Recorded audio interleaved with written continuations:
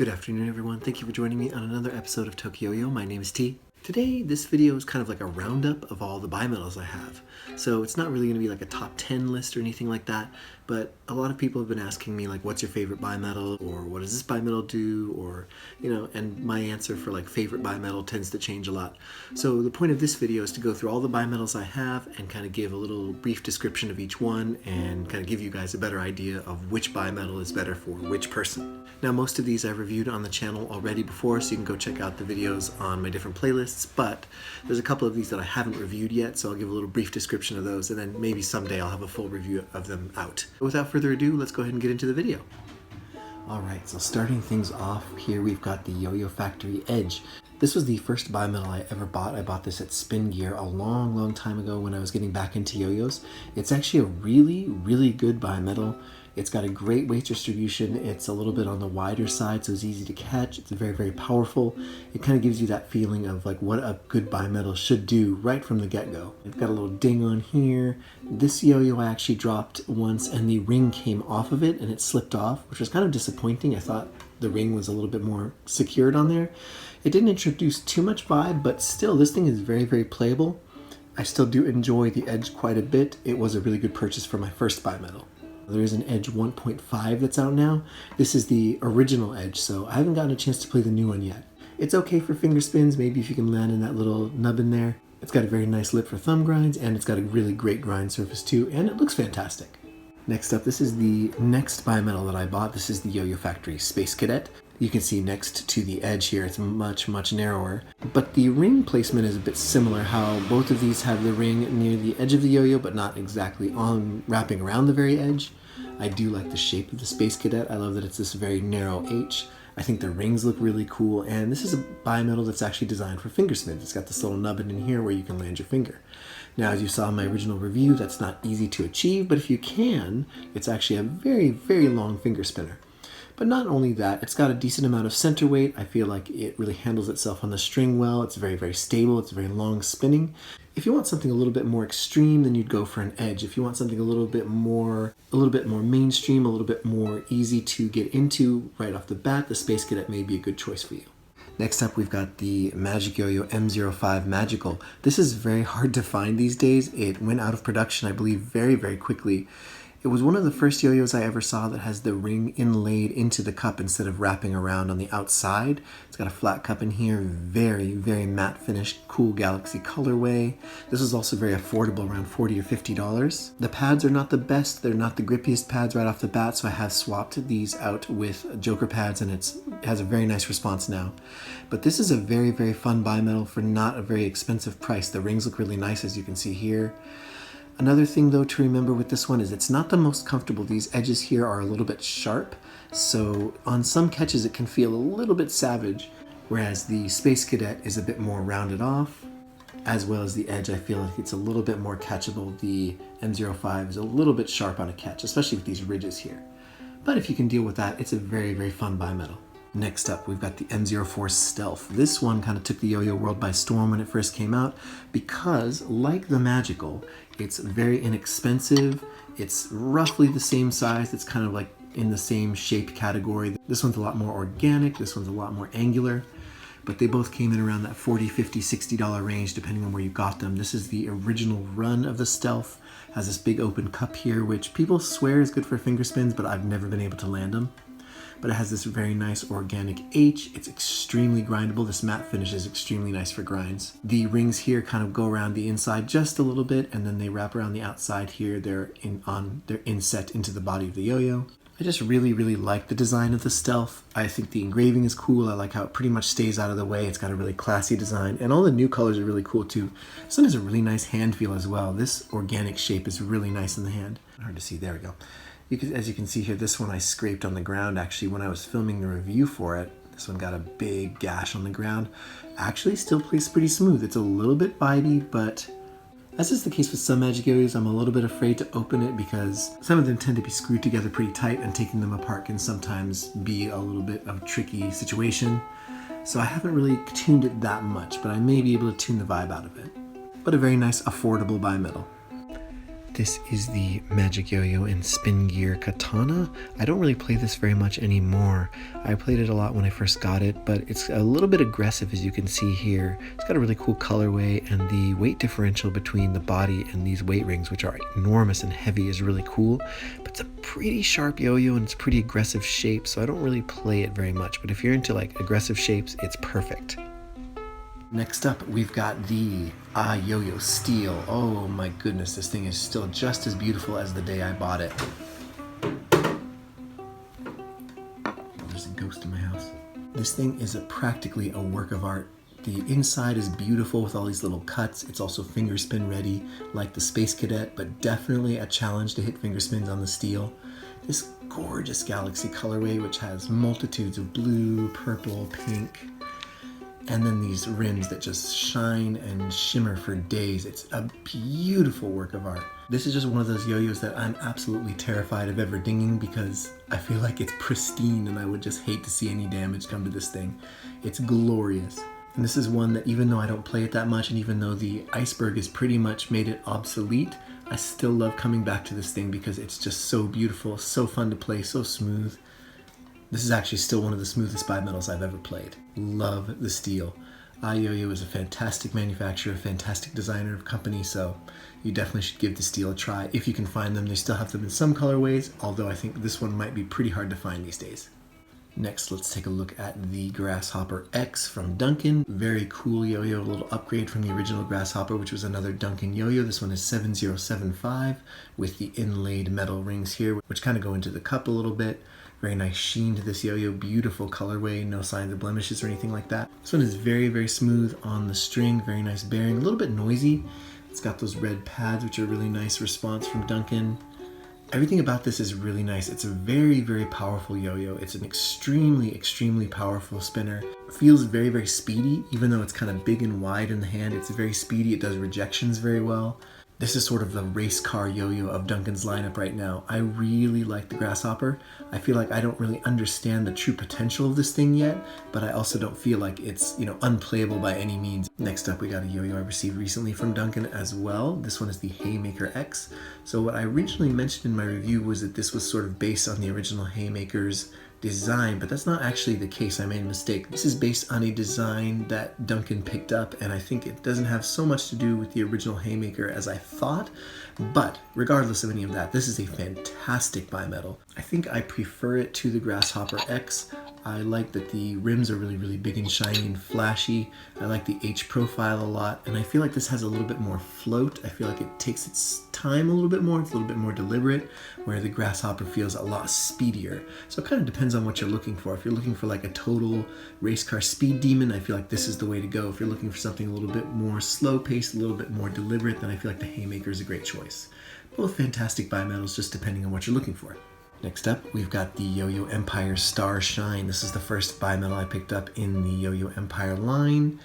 This one, I don't really have a lot to say about it. I don't really play it as much as I should, actually. It's a nice bimetal. I love the colors. I love that the stainless steel is anodized this dark blue. There's this ring in here. I don't know. I read somewhere that it was plastic. I'm not sure if that's actually the case or not. Really cool shape, a little bit on the narrow side. It's not the smoothest bimetal, but it is durable. I did fall down once while this was in my pocket, and it still plays pretty darn well. It's absolutely smooth on the string, just a little bit of vibe on the nail and the grind now, but not so much to say about it. That's probably why I haven't reviewed it yet, because I think it's a really fun bimetal, but it's not really like blowing my hair back in any specific way, so I'll get to a video on this someday, but for now, just know that I bought this at like a big discount. I think it was like a 70% off discount, so that's why I was able to grab this. It's a fun bimetal, but it's definitely outclassed by the stuff on this list, I feel like. Next up is the Yoku Euler. This is a fun little undersized bimetal that I got for review from Rewind. I'm going to be sending this back very soon. I feel like more people need to be talking about this. It's a very small bimetal. It's got these huge rims which give it a ton of weight, a ton of power, even though it's a little smaller.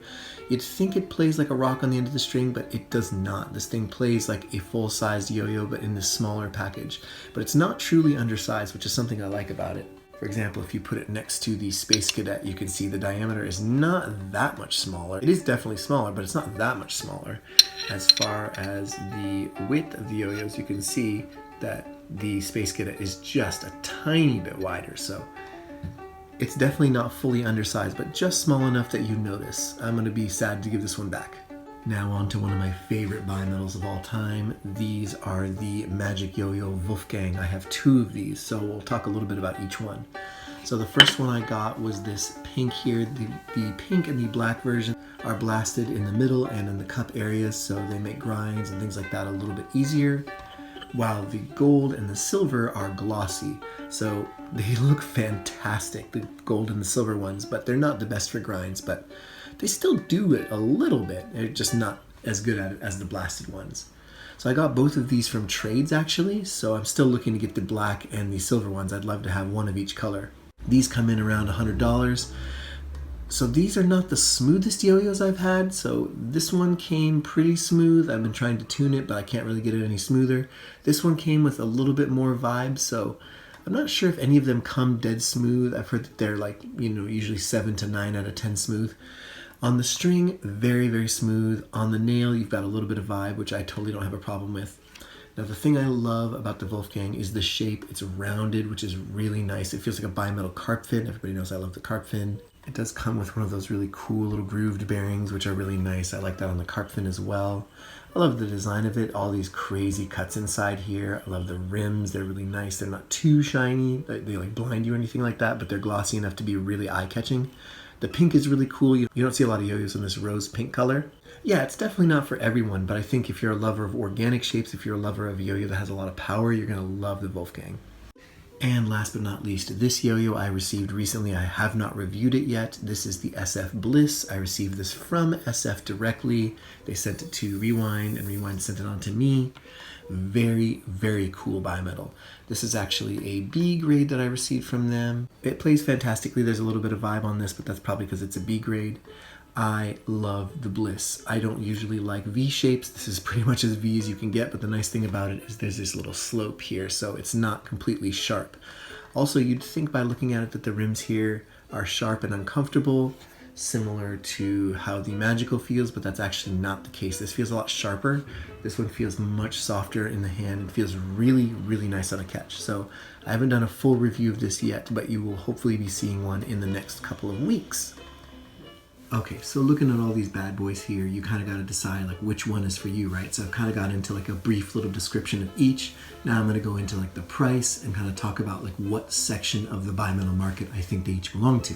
So nowadays you can get the Edge and the Space Cadet for a lot cheaper than they used to be. So these could be good choices for someone who's a little bit lower on a budget, looking for wideness and power, looking for a little bit more center weight, a little more float. These are good choices. As well as those in the budget area, you're going to look at the Magical if you can still get your hands on one, or the Stealth. These are both great options. These are around the $40 to $60 range depending on how condition you get them in, what colorway you get them in, what store you get them from.